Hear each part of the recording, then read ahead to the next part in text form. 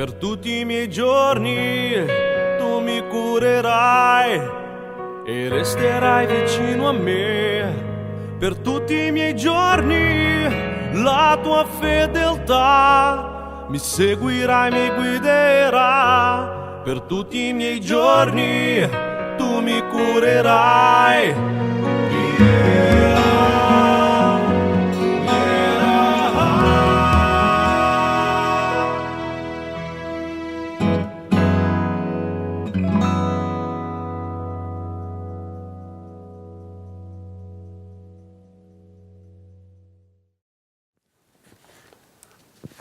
Hi, I'm Pastor Diana, and this step is called Win the Rematch. Okay, it's in Italian it works perfectly, because in Italian it's vincere le rivincite, and it's a play on words which doesn't really work in English, but don't worry, because the concept is what counts. Win the rematch.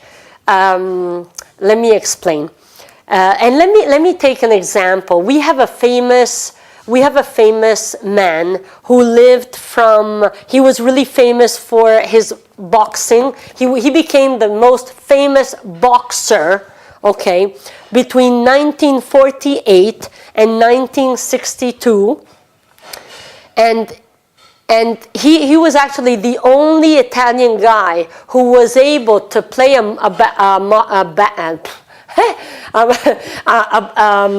matching box, a matching box here in Milan, and he was able to fill one of our stadiums called San Siro. There was 61,900 people who paid to see his boxing event. I mean, it was just incredible. It was against, I think it was against what was his name? Johansson in 54, and he won the European title with that, and then he went on to win the World Cup. Anyway, the World Boxing Cup, and I don't remember exactly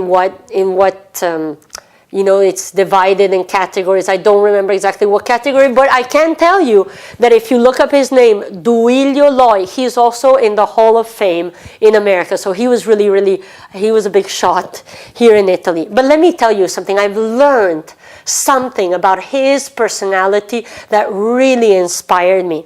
And it was this. In his whole career, he had to fight 126 matches. He won 115 of those 126 matches. He tied 7 of them, and he lost 3 matches. But what happened is that those 3 matches that he lost, he immediately asked for a rematch. A rematch is the game that you play once you've lost your other game. Like, you play something, you're like, no, wait, let's rematch. I hope that's the right word for it. It's the only one I found in the dictionary. Let's have a rematch because I want to play you again. I lost. And sometimes the character of a real champion is seen not in his victories. It's easy to win. But what happens when you lose? How do you take your failure? In your life, how do you take your failure? Because if you're a big champion, what you're going to do is you're going to ask for the rematch.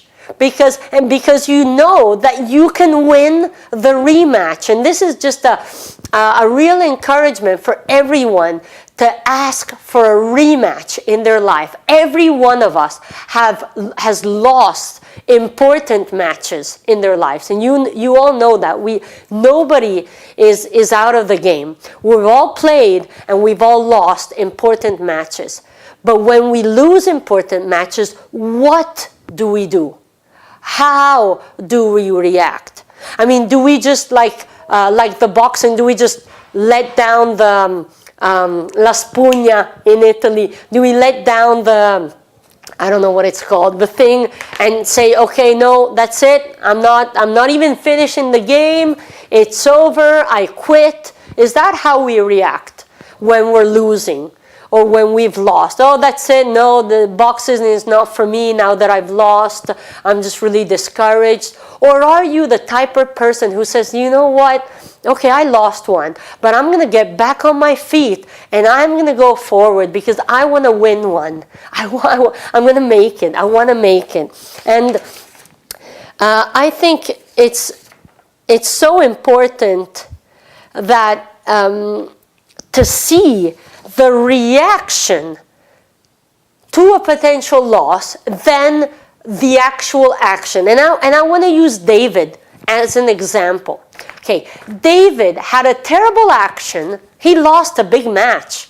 I mean, he was on his rooftop. He was supposed to be somewhere else in the battle. All the kings were in the battle. He instead decided to stay home. He did not understand the time, and he was in the wrong place at the wrong time with the wrong person and ended up doing the wrong thing. So we have to be careful on our lives, what we do, where we are, when we are, with who we are, and everything. We have to consider all these factors. So he was in the wrong place and he lost such an important match because he saw this Bathsheba who was so beautiful bathing, and even a note for the girls, she was bathing like right outside.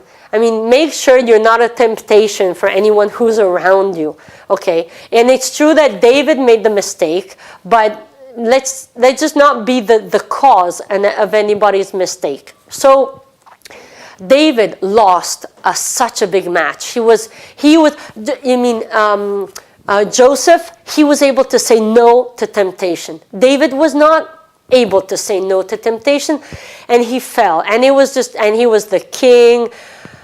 It was it was really bad, and he suffered the consequences. But David's action was wrong, but David's reaction was amazing, because when Nathan came to talk to him and made him understand what he was dealing with and what he had done, and when David realized, boy, what a terrible match I lost, he got back on his feet, so to speak, and he really asked. His reaction was wonderful and left an example for all of us, because he was really asking God for forgiveness. God forgave him. Even in the years to come, and in the Bible still says there was no one like David. His heart, no one had a heart like David had a heart, And God could have easily said, no, that's it. Like Saul, God did say, I chose him, but now, I'm not choosing him anymore. But David kept the heart of God because his reaction was incredible. So I want to encourage you. Doesn't matter what match you've lost. It doesn't matter how much you broke your wife's heart, your husband's heart, your family's heart, and how much you broke God's heart. By your reaction, you can really make a difference, and you can come back on your feet, and you can win the rematch. David won the rematch and was back on his feet, and at the end of his lifetime, he was known to be one of the greatest and more powerful warriors with the biggest and strongest, especially, army of Israel, and conquering all the lands that he could have conquered. And that was the winning his rematch. And he went to heaven for sure. And that is incredible. Instead, Judas, who betrayed Jesus, just as I'm thinking about it, he didn't even want a rematch. He lost his rematch. Peter, he had a rematch. He did, because he denied Jesus, and it was so bad for him. And he was like, I can't believe it, I denied him. But you know what? He makes it up. He wins his rematch. He makes it up to Jesus and finishes really as an important person in the faith. Judah doesn't even ask for a rematch. Lets everything go and kills himself. So what do you want to be in life? What kind of person do you want to be?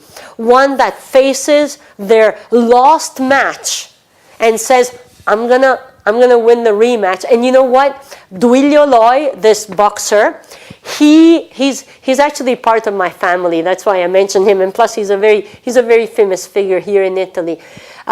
He won all 3 of the matches he had lost. He always asked for a rematch, and he always won the rematch. So you can always win your rematches. And I really pray that you would do it. Coming back also to the concept of being able to react instead of act, I want you to know that God's salvation towards us is His reaction to us, towards us.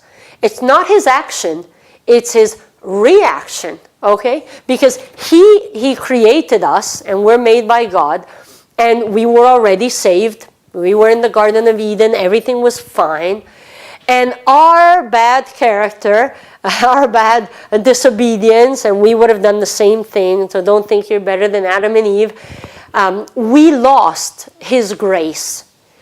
And God reacted to our disobedience and to our disgrace in an incredible way. He came back and reacted with forgiveness and with kindness and with mercy, with grace, and He thought up a whole plan. And every year, like all the years, He planned, okay, now it's the perfect time. Jesus is going to come in this moment because I'm doing everything reacting to their bad action. So this is just to let you understand that God is amazing for His reactions as well. David was amazing for his reaction, but wasn't good on his action. God is amazing on His action and amazing on His reaction. So those are just a couple concepts, and I want to just finish with this one concept that is this. In the same, talking about rematches, in the same place where the devil has shamed you, God will bless you. I want to say that again. In the same place where the devil has shamed you, God will bless you. And He will bless you. And I'm thinking about the Garden of Eden. Okay? Man was shamed by the devil in the garden. But in the Garden of Gethsemane, Jesus, as a man, was blessed by God and was able to flip over the other garden. So in the first garden, we lost the grace of God. In the second garden, we regained back the full grace of God, because Jesus, by going to the cross, He set everything straight again. And in Him, all things are perfect. So I want you to know that there's 2 gardens for you as well. There's a garden where you lost your shame and where you fell out of grace. But there's a garden where you will do God's will, where you will do the right thing, where you will be able to win, where you will be able to triumph, when you will set things right. And that is just so amazing. Whatever the devil came to steal and to break and to dirty, God will change things and will make things right in your life if you are willing to go back to that same place where you lost and face it again, the same garden in a way, even if it wasn't exactly the same garden, metaphorical garden, and have God completely change your destiny. Man fell in the first garden, and Jesus, by accepting God's will, went into triumph and then finished on the cross. So don't be dismayed. You lost many battles, but don't be dismayed. For each one of those battles, God will make it up to you if you don't quit. And God, I want to pray for every person listening to me.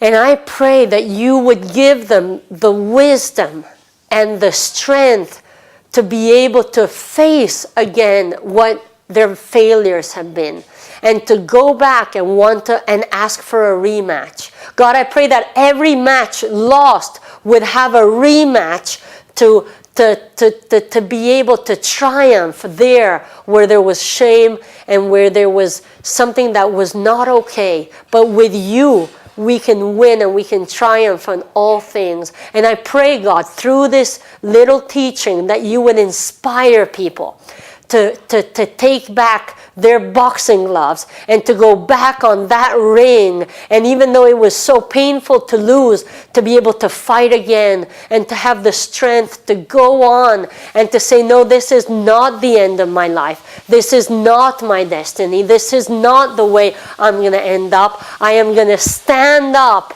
and I am going to completely go my way and God's way, because He will bring all things into triumph. And I thank Him for it. So I pray for strength in the hearts, and I pray that you would make them triumph, like we say in Italy, like extra triumph on every situation which has been negative. I declare that it will be positive. I declare that it will go into triumph. And I declare that you will learn to win.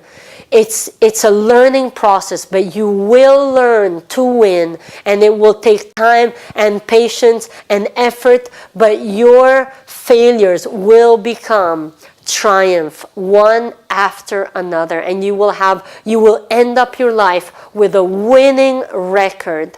And I pray it in Jesus' name. Amen.